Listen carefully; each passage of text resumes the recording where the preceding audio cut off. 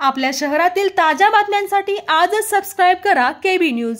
शेतकरी कर्जविषयी माफी आहे ते 10 एकरवाल्यानी 20 एकरवाल्यानी कर्जमाफी होती, गरिबांनी अजिबात कर्जमाफी होत नाही। शेतकरी कर्जमाफीचा मुद्दा होता त्याविषयी आपण काय सांगता येईल? त्यांनी जी योजना दिली आहे तिची अजून डेट नाही, त्यांनी सांगितली की कधी म्हणजे उपस्थित करणार आहे। जय महाराष्ट्र दर्शको, केबी न्यूजमध्ये आपल्या सर्वांचं पुन्हा एकदा स्वागत आहे।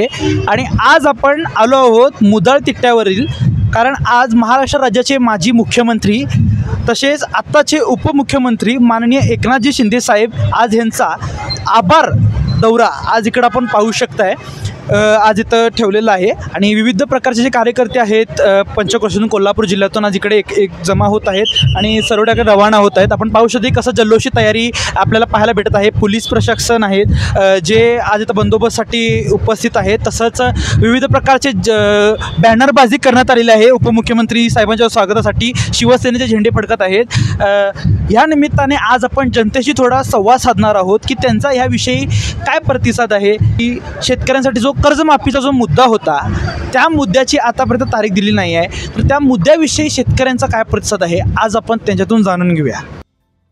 तर आपल्यासोबत काही ज्येष्ठ नागरिक उपस्थित आहेत, त्याशी संवाद साधूयात। मामा नमस्कार, नाव कसं आपलं? हले मळगे बुद्रुक, तालुका कागल, बरं। शेतकरी कर्जमाफीचा विषय आहे त्याविषयी आपण काय शेतकरी कर्जविषयी माफी आहे ते 10 एकरवाल्यानी 20 एकरवाल्यानी कर्जमाफी होती, गरिबांनी अजिबात कर्जमाफी होत नाही।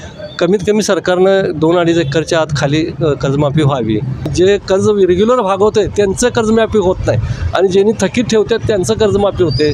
म्हणून सरकार हे काय मोठ्यांच्याच पाठीमागं आहे का गरिबांच्या पाठीमागं नाही, हे सरकारनं आता जाणीवपूर्वक विचार करावा सगळ्या गोष्टींचा आणि चालावं। सरकार पुढं कसं चालवायचं आहे त्या योजनेने चालावं। भाऊ नमस्कार, नाव कसं आपलं? माझं अथर्व तानाजी पाटील।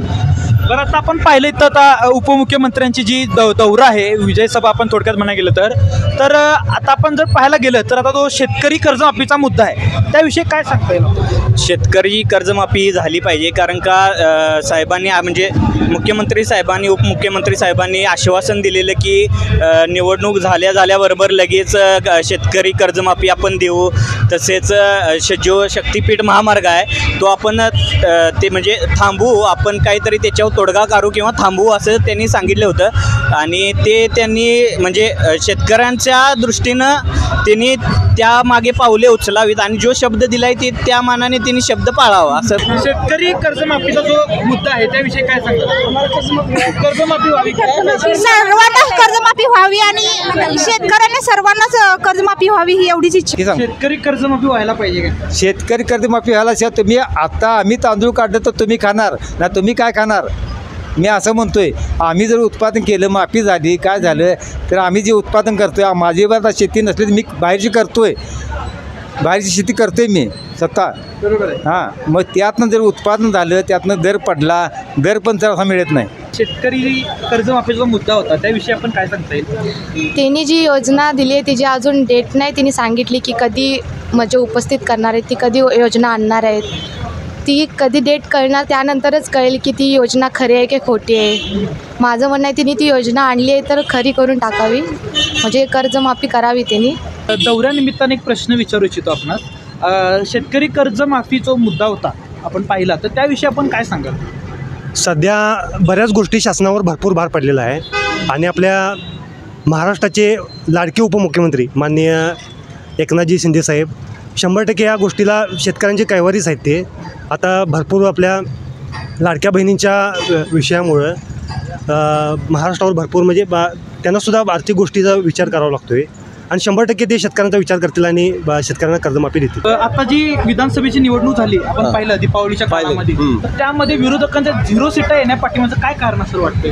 एवढा विकास झालाय का? आता बघा, आम्ही प्रत्येक वेळा आम्ही सुद्धा इलेक्शनला लढतोय, ज्यावेळेला आम्ही पडतोय त्यावेळेला विरोधकावर आम्ही आक्रमक होतोय की बाबा हिने काहीतरी गोलमाल केला म्हणून। खरं आता कसं झालंय, कंपनीमार्फत कॉम्प्युटर मशीन हे त्यांच्यातर्फे असते, तिने घोटाळा केला हिने, मग तुमच्या शिटा आल्या की चालतात, त्यावेळेला एम मशीन घोटाळा नाही आणि दुसऱ्या विरोधक सीटा आल्या की त्यांनी एम घोटाळा केला, हे चुकीचं आहे. काही एम जरा प्रत्येक गावात चौकशी व्हावी आणि एम ज्यावेळेला मतदान होते त्यावेळेला प्रत्येकाने विरोधकांसुद्धा त्या एमवर चौकशी करून हे करून संध्याकाळी मगच त्यांनी मतदान घ्यावं ही त्या आमची अपेक्षा आहे. या दौऱ्यानिमित्त आपण पाहू शकता मुख्यमंत्री साहेबांच्या कशा लाडक्या बहिणी इथं उपस्थित झालेल्या आहेत. आपण त्या लाडक्या बहिणीशी संवाद साधणार आहोत. तर आपण पाहू शकता. नमस्कार ताई, नाव कसं आपलं? माझं नाव निशिगंधा संदीप पाटील. तर आपण लाडक्या बहिणीविषयी काय सांगाल? आम्हाला लाडक्या बहिणींच्या विषयी म्हटला तर आमच्या साहेबांनी भरपूर आम्हाला मदत केलेली आहे. तिने आता आम्हाला शब्द पण दिलेला आहे 200 रुपये करणार, तर तिने ते शब्द पाळणार याची मला खात्री आहे. आपल्या लाडक्या बहिणीचा लाडका भाऊ आज इकडे येऊन गेला, तर त्याविषयी आपण काय प्रतिसाद आहे? लाडक्या बहिणींचा लाडका भाऊ इकडे येऊन गेल्यामुळे भरपूर महिला आनंदित आहेत. जवळजवळ 5 वाजल्यापासून आमच्या महिला इथं तिट्ट्यावरती उभ्या आहेत. त्यांच्या स्वागतासाठी आम्हाला खूप आनंद झाला. निवडणुकीच्या वेळी आपण पाहिलं तर अशा अफवा उठलेल्या की हा लाडक्या बहिणीचे पैसे हा निवडणुकीचा प्रचार आहे, त्याविषयी काय सांगा? काही नाही, त्याविषयी काही नाही, खोटी अफवा आहे. आता हा हप्ता चालूच आहेत, महिलांना आता आलेले आहेत. आता ह्या पुढच्या महिन्यात 200 रुपये हा हप्ता मिळणार आहे. लाडकी बहीण योजनेचा लाभ घेतलाय का?